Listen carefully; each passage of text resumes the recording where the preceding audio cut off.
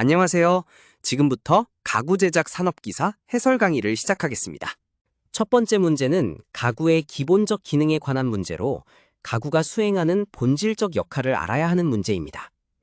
가구의 기본적 기능에 대한 설명으로 가장 적절하지 않은 것은? 여기서 정답은 4번 건축물의 구조 보강입니다. 가구의 가장 기본적인 기능은 크게 세 가지로 정리할 수 있습니다.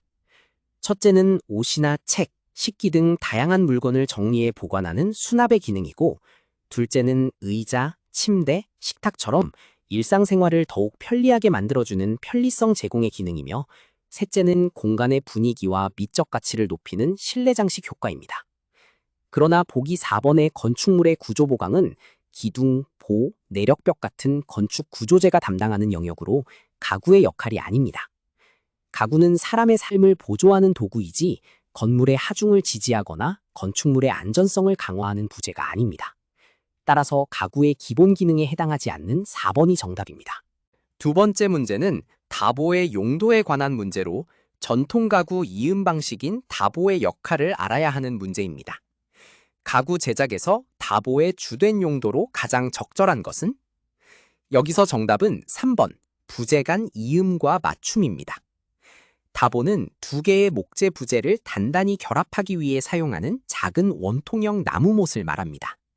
부재 양쪽에 같은 크기의 구멍을 뚫고 다보를 끼워 맞추면 못이나 나사 없이도 두 부재를 정확하게 정렬하고 견고하게 이을 수 있어 전통 가구는 물론 현대의 조립식 가구에서도 폭넓게 활용됩니다.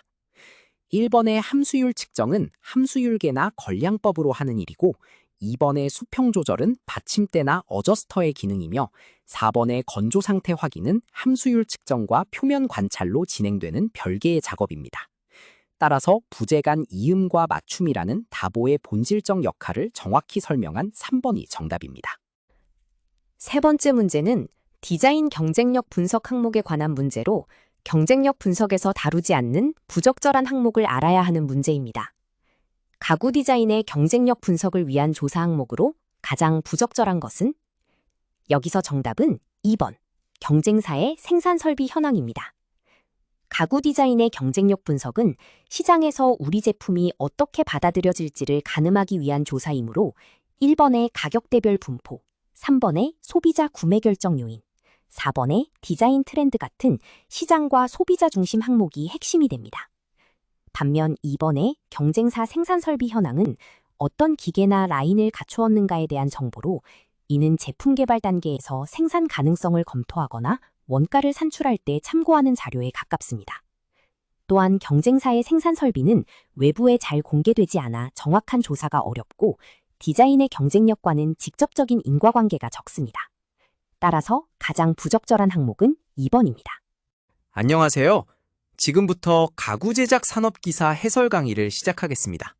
첫 번째 문제는 화렵 수재의 특징에 관한 문제로 가도관은 침엽 수재의 구성 요소를 알아야 하는 문제입니다. 화렵 수재의 특징으로 옳지 않은 것은? 여기서 정답은 3번 가도관이 주요 구성 요소이다입니다. 화렵 수재는 단풍나무나 참나무처럼 잎이 넓은 나무에서 얻는 목재로 1번처럼 비교적 단단하고 무거우며 2번처럼 보관이라는 큰 물관 구조를 가지고 있어 결이 뚜렷하게 보이고, 4번처럼 가구나 마루재 같은 고급 용도에 폭넓게 사용됩니다. 그러나 3번에서 가도관이 주요 구성 요소라고 한 설명은 옳지 않습니다. 가도관은 침엽 수재의 90% 이상을 차지하는 주된 세포 조직이며, 화렵 수재는 도관과 목섬유, 유세포 등으로 구성됩니다. 즉, 가도관과 도관은 이름이 비슷하지만 전혀 다른 조직이고, 화렵수와 침엽수의 가장 큰 해부학적 차이도 여기서 비롯됩니다. 따라서 옳지 않은 설명은 3번입니다. 두 번째 문제는 풀오픈 레일에 관한 문제로 100% 인출되는 레일을 알아야 하는 문제입니다. 서랍용 레일의 종류 중 완전히 열었을 때 서랍이 레일 길이의 100%까지 열리는 것은? 여기서 정답은 3번 풀오픈 레일입니다. 서랍용 레일은 인출 가능한 길이에 따라 분류됩니다. 1번의 부분 인출 레일은 서랍이 약 75% 정도만 열리고, 2번의 일반 사이드 레일도 부분 인출이 보통이며, 4번의 컵 가이드는 서랍 본체가 아닌 다른 부속의 명칭입니다. 정답인 3번의 프로풀 레일은 이름 그대로 서랍이 레일의 전체 길이만큼, 즉 100%까지 열리는 형태로 서랍 안쪽 깊숙한 부분까지 손쉽게 사용할 수 있어 주방 수납장이나 고급 사무용 가구처럼 수납 효율을 극대화해야 하는 곳에 가장 적합합니다. 또한 슬라이딩이 부드럽고 충격을 완화하는 댐퍼 기능까지 더해진 제품이 많아 사용자 편의성이 뛰어납니다. 세 번째 문제는 멜라민 화장판 단점에 관한 문제로 곡면 성형이 어려움을 알아야 하는 문제입니다. 사무용 가구에 주로 사용되는 멜라민 HPM의 장점으로 가장 적절하지 않은 것은? 여기서 정답은 3번, 자유로운 곡면 성형이 가능하다입니다. 멜라민 화장판은 표면이 단단하고 내마모성이 뛰어나 사무용 가구의 외장재로 폭넓게 사용됩니다. 1번처럼 다양한 색상과 무늬가 가능하고 2번처럼 청소가 간편해 위생적이며 4번처럼 가격이 비교적 저렴해 대량 생산에 적합한 점은 모두 분명한 장점입니다. 그러나 3번처럼 자유로운 곡면 성형이 가능하다는 설명은 옳지 않습니다. 멜라민 화장판은 평평한 합판이나 파티클보드 표면에 시트 형태로 부착하는 마감재이기 때문에 평면이나 완만한 면에 적용하기는 좋아도 작은 반경의 곡면이나 입체적인 형태를 만들기에는 한계가 큽니다. 따라서 가장 적절하지 않은 장점은 3번입니다. 안녕하세요. 지금부터 가구 제작 산업기사 해설 강의를 시작하겠습니다. 첫 번째 문제는 버니어 캘리퍼스 사용에 관한 문제로 강한 힘으로 조이면 정밀도 손상을 알아야 하는 문제입니다. 버니어 캘리퍼스의 사용 방법으로 적절하지 않은 것은? 여기서 정답은 4번, 측정 시 강한 힘으로 조여준다입니다.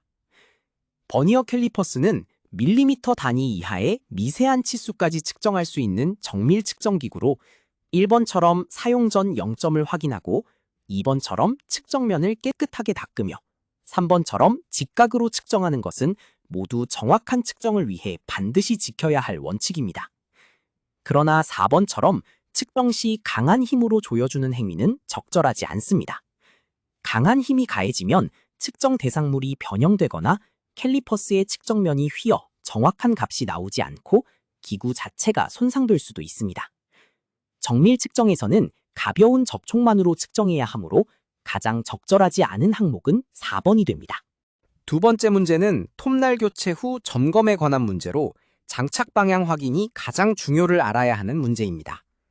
톱날 교체 후 확인해야 할 사항으로 가장 중요한 것은?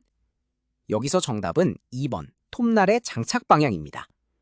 톱날을 교체한 후에 가장 먼저 확인해야 할 사항은 정답인 2번, 톱날의 장착 방향입니다.